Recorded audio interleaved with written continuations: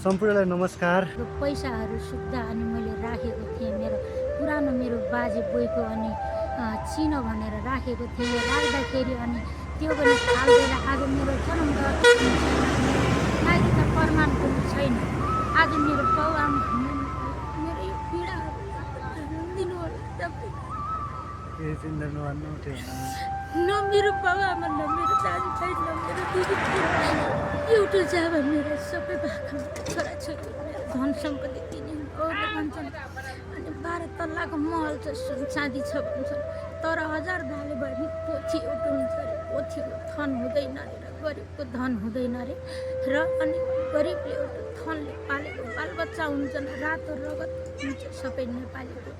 सबैले नेपाली दाजुभाइ दिदीबहिनीहरूले हाम्रो नेपाललाई बचाउन पाऊँ भनेर मैले भन्ने छु। र अनि सबैलाई मैले यही गरेर सबै जुटौँ मिलौँ अनि हाम्रो नेपाललाई राज बनाऊँ। हाम्रो नेपाललाई कहिले पनि स्वर्ग जस्तो नेपाललाई नर्कमा नहालौँ भन्ने छु। र अनि यति भन्दै अनि सबै मेरो पीडाहरू हजुरहरूलाई बताइदिएको छु अहिलेलाई। अब कुनै दिनमा म पनि त्यो ठाउँमा आएर अनि बालन शाहलाई भेट्न पाऊँ भन्ने आशा राख्दै सबैलाई धन्यवाद भन्दै म हात जोडेर अनि सबैलाई अनि पूर्व पश्चिम उत्तर दक्षिण अखात धरती पत्ताल अनि सबै अनि भैँसी र अनि भैँसीले कहिले पनि बाछो पाउँदैन र अनि गाईले कहिले पनि पाडो पाउँदैन। पशु र पन्छीमा पशु र प्राणीमा हुन्छ जातभात, इन्सानमा हुँदैन। हामी नारी भनेको किनकि पृथ्वी हो, हामी माथि जे छ अरे पनि उम्रिन्छ।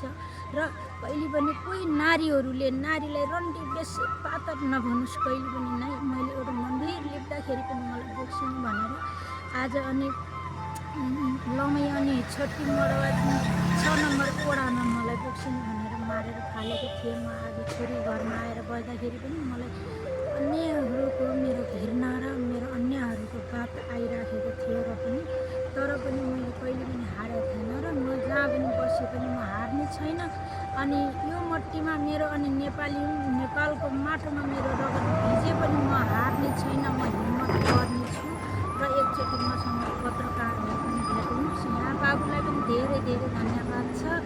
अनि 110 वर्ष बाद मिलाएर सधैँभरि यस्तै पीडितहरूलाई साथ दिनुला र गएर बालन शाहलाई पनि साथ दिनुला भन्दै शोभायात्राको शुभकामना